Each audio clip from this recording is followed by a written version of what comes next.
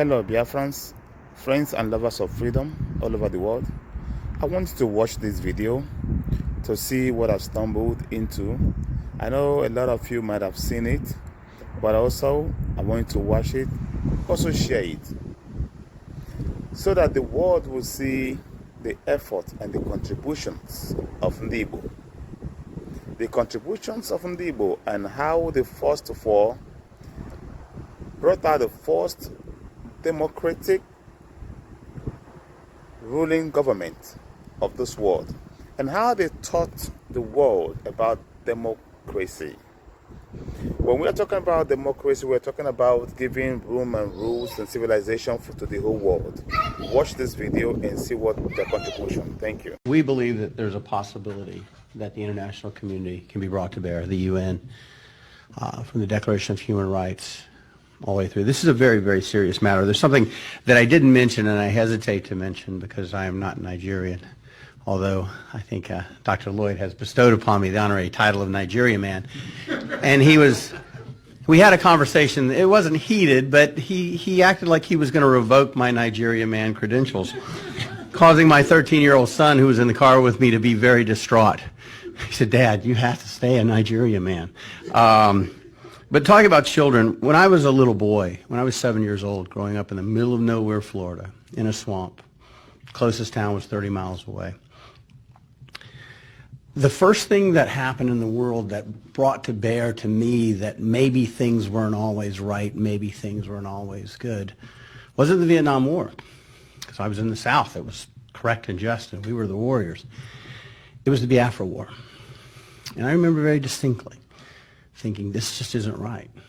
This isn't right. This is a great people. It is a great nation. There was a country. And then later when I learned, something most people don't know, that there is a plausible argument that democracy began in Igbo land. The very first written constitution on this planet was written by the Igbo people. The very first democracy that involved self-governance, that worked for everybody, not just the Greek wealthy, but everybody, was in Igbo land. And the very first democracy that permitted women leaders was in Igbo land.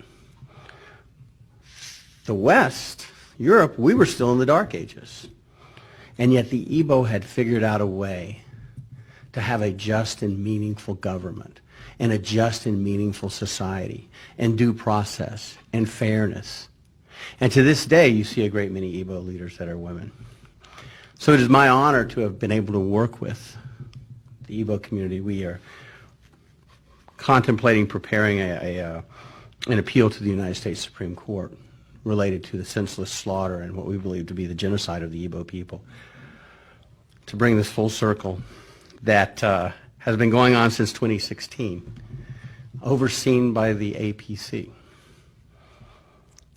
It's not ironic, it's not a coincidence, that the only APC governor in Igbo land is the one the Supreme Court just forced upon them. Not ironic, not a coincidence. Nigeria has just been placed with a visa ban, as everyone knows. That's not the United States picking on Nigeria. That is the United States seeing Nigeria, the Nigeria that exists now. Not the historic Nigeria, not the hopes of 1960, not the hopes of Iransi, not the hopes of the three founders, not the hopes back to the 900s. That's what Nigeria has become. And unless it gets better, it of course is going to get worse.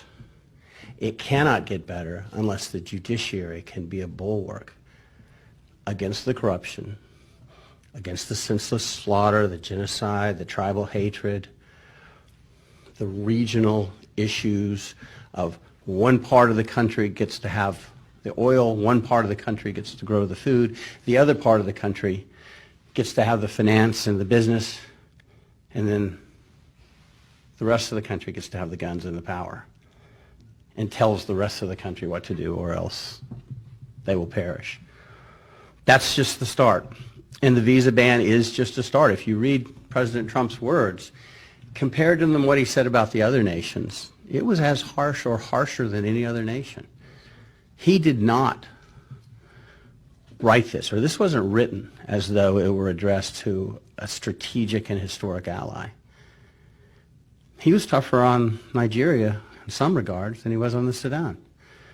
And Sudan, who has been on the terrorist list for a long time, rightly or wrongly, that's where Osama bin Laden lived.